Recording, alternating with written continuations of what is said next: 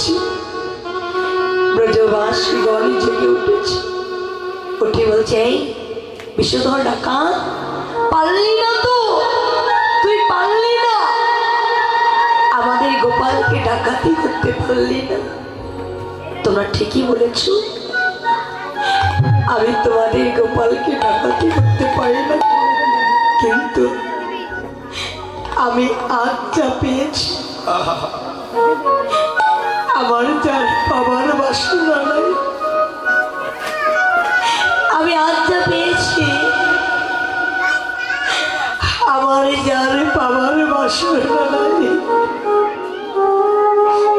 গোপালকে কাঁধে থেকে নামিয়ে দিই। গোপালের চরণে আশা রেখে পড়ে বলছি, গোপাল, আজ আমি তোমার যুগল চরণ পেয়েছি, তুমি আমায় কথা দাও, তোমার ওই যুগল চরণ ছাড়া আমাকে কোনোদিন করবে না।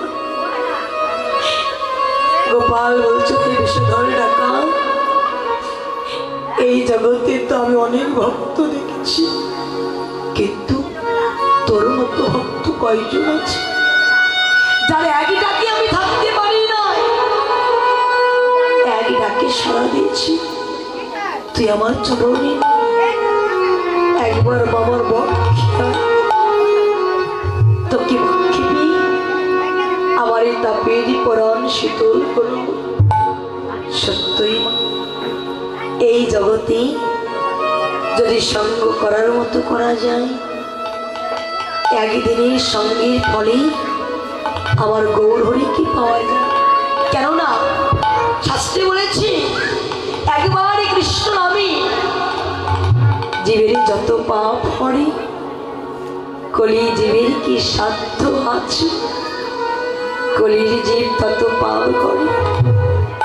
তাই তো আজ গৌরহরি নিজে ভগবান হয়ে আজ ভক্তের সঙ্গ করবে বলি আজ ধবলি শ্যামলি মনে রাখছে।